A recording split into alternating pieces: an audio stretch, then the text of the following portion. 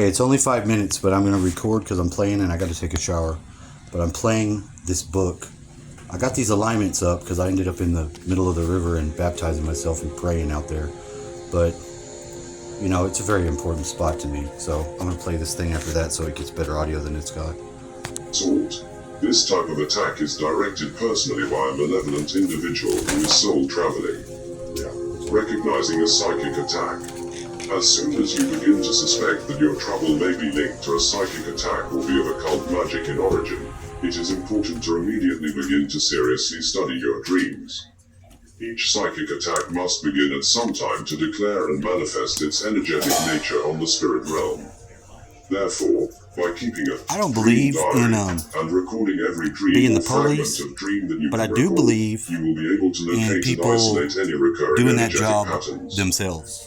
The best Like way to communities. accomplish I think when this people is to need keep to, a we start scratch pad sending our and kids to beside your bed the and army to go to immediately jot war down anything that because you of what we recall know your dreams upon and waking. doing all that other shit that This is to try to get make a the world clear evil. view of anything that may have been implanted into your unconscious mind. I know. Any information that can be gleaned from your dreams may yield a very clear indication as to what types of countermeasures need to be initiated. For example, an energetic current can sometimes be reversed simply by rejecting it and turning it back to its originator. When encountering a psychic attack, much of the effectiveness of the attack depends on the degree of your psychic receptivity. Yeah, I know. What is also taken into account is the patience and magical skill of your adversary, who has probably been over 20.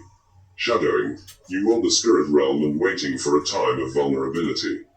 Psychic attacks implanted into the unconscious mind are most often images specifically designed to fit your own personal characteristics and metaphors.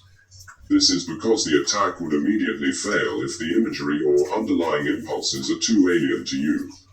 Therefore, the attacker will use simple archetypal material based on extrapolating feelings and impulses common to all human beings. In traditional sorcery, some amount of personal material is usually needed in order to individualize and pinpoint an attack. The attacking sorcerer must either acquire some form of physical material, hair, nails, clothing, etc., or psychic material, based on an intimate understanding of the victim's weaknesses and deep idiosyncrasies. If the attack stems from a non-human energetic form, it is important to note that most spirit entities have highly acute powers of observations and a powerful ability to mimic the energetic images of people and animals. In such cases, an attacking spirit entity can transform themselves into the image of a desired or repulsive individual and initiate an emotional encounter. It is important to understand that a psychic attack is never truly one-sided. The attacker uses something of yours to implant into your psyche something of his or hers. If and when this exchange occurs, the main difference between the attacking sorcerer's condition and your victimization is that the attacking sorcerer seems now to be in control of the situation. No. A psychic attack takes considerable time, thought and energy to carry through. Every psychic transaction necessitates the opening of an energetic channel that connects the attacker to his or her victim and vice versa, in a form of energetic osmosis. This is why, in many cases of psychic attacks, the sorcerer will frequently take the precaution of working through a summoned elemental or trance medium.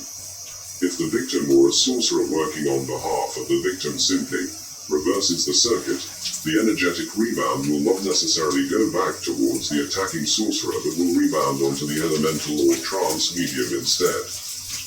Types of psychic attack: thoughts, urges and compulsions, nightmares, physical disorders, human-induced psychic attacks, ritual-induced psychic attacks, spirit-induced psychic attacks, long-term attacks, energetic vampires, single and group attacks.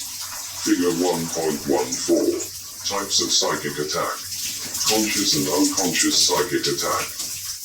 Psychic attacks can be initiated through conscious methods, i.e., the individual is purposefully initiating an assault, or unconscious methods, i.e., the individual has spirit helpers that, unknown to the individual, seek to revenge the individual due to an established symbiotic relationship. That was on When dealing with a psychic attack, the first task is to determine